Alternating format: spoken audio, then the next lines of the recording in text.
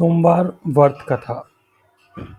सोमवार का दिन शंकर भगवान को समर्पित होता है। आज के दिन भक्त भोलेनाथ को प्रसन्न करने के लिए विशेष पूजा अर्चना करते हैं। कुछ लोग आज के दिन व्रत भी रखते हैं ताकि शिव की विशेष कृपा प्राप्त की जा सके।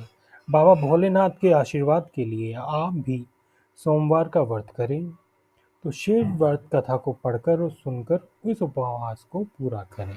ओम नमः शिवाय। अब हम शिव कथा प्रारंभ करते हैं। ओम नमः शिवाय। भगवान शिव का नाम लेकर सोमवार की व्रत कथा। एक समय की बात है, किसी नगर में एक साहूकार रहा करता था।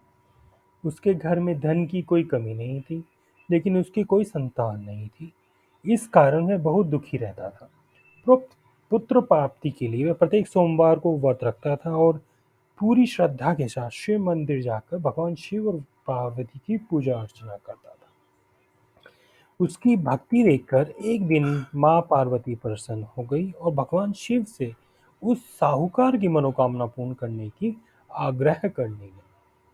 पार्वती जी की इच्छा सुनकर भगवान शिव ने कहा कि हे पार्वती, इस संसार में हर प्राणी को उसके कर्मों का फल मिलता है। जिसके भाग्य में जो होता है उसको वही भोगना पड़ता है। लेकिन पार्वती जी ने साहूकार की भक्ति का मान रखने के लिए उसकी मनोकामना पूर्ण करने की इच्छा जताई। माता पार्वती के आग्रह पर शिवजी ने साहूकार को पुत्र प्राप्ति का वरदान तो दिया, लेकिन साथ ही यह भी कहा कि उसके बालक की आयु केवल 12 वर्ष की होगी।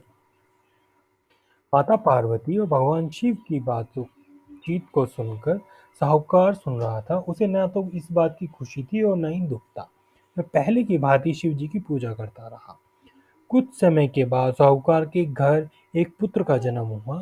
जब वह बालक 11 वर्ष का हुआ तो उसे पढ़ने के लिए जी काशी भेज दिया गया। साहूकार ने पुत्र के मामा को बुलाकर उसे बहुत सारा धन दिया और कहा, तुम इस बालक को काशी जी विद्या प्राप्ति के लिए ले जाओ और माघ में यज्ञ करना। जहाँ भी यज्ञ कराओ वहाँ ब्राह्मणों को भोजन कराते और दक्षिणा देते हुए जाना। दोनों मामा भांजे उसी तरह यज्ञ कराते, ब्राह्मणों को दान दक्षिणा देते काशी जी की ओर चल पड़े। रात में एक नगर पड़ा जहाँ नगर के राजा की कन्या का विवाह था, लेकिन जिस राजकुमार से उसका विवाह होने वाला था वह एक आंख से काना था। राजकुमार के पिता ने अपने पुत्र को काना होने की बात को छुपाने के लिए एक चाल सोची। साहूकार ने पुत्र को देखकर उसके मन में एक विचार आया। उसने सोचा कि क्यों न इस लड़के को दुल्हा बनाकर राजकुमारी से विवाह करा दूं। विवाह के बाद उसको धन देकर विदा कर दूंगा। राजकुमारी ने अपने नगर ले जाऊंगा। लड़के को दूल्हे के वश बनाकर राजकुमारी से विवाह करा दिया गया। लेकिन साहूकार को का पुत्र इतना ईमानदार था, उसे यह बात न्याय संगत नहीं लगी। उसे अवसर पाकर राजकुमार की चुन्नी के पल्ले पर लिखा कि तुम्हारा विवाह तो मेरे साथ हुआ, लेकिन ये जिस राजकुमार के साथ तुम्हें भेजा गया वह एक आंख से काना है। मैं तो काशी जी पढ़ने जा रहा हूँ।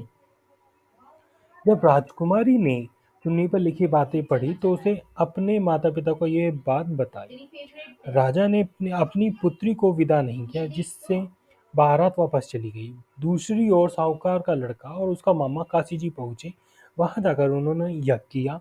जिस जिस दिन लड़के की आयु 12 साल की हुई उसी दिन यज्ञ रखा गया। लड़के ने अपने मामा से कहा कि तुम मेरी तबीयत कुछ ठीक नहीं है। मामा ने कहा तुम अंदर जाकर सो जाओ। शिवजी के वरदानुसार कुछ ही देर में उस बालक के प्राण निकल गए। मर्द भांजे को देख उसके मामा ने विलाप शुरू किया। संयोगवश उसी समय शिवजी और माता पार्वती उधर से आ रहे थे। पार्वती जी ने भगवान से कहा, स्वामी मुझे इसके रोने के स्वर सहन नहीं हो पा रहे हैं। आप इस व्यक्ति के कष्ट को अवश्य दूर करें।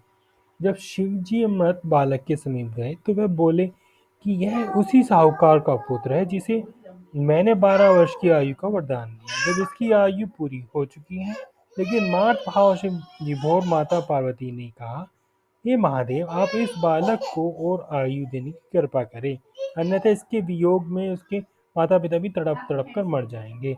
माता पार्वती के आग्रह पर भगवान शिव ने उसके लड़के को जीवित होने का वरदान दिया। शिव जी की कृपा से वह लड़का जीवित हो गया और शिक्षा प्राप्त समाप्त करके लड़का मामा के साथ अपने नगर की ओर चल पड़ा। दोनों चलते हुए उसी नगर में पहुंचे जहाँ विवाह हुआ था।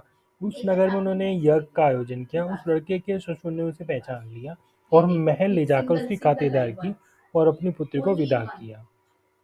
उधर साहूकार और उसकी पत्नी भूखे प्यासे रहकर बेटे की प्रतीक्षा कर रहे थे। उन्होंने प्रण रखा था कि यदि उन्हें अपने बेटे की मृत्यु का समाचार मिला तो वे भी प्राण त्याग देंगे, परंतु अपने बेटे के जीवित होने के समाचार पाकर वह बेहद प्रसन्न हुई।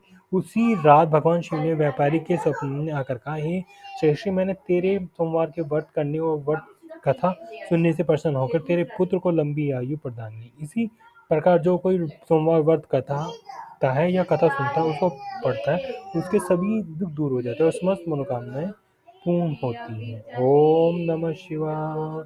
ओम नमः शिवाय। ओम त्र्यंबकं यजामहे सुगंधिं पुष्टिवर्धनम् उर्वारुकवंदना मृत्युमोक्षीमामृताम्। ओम नमः शिवाय।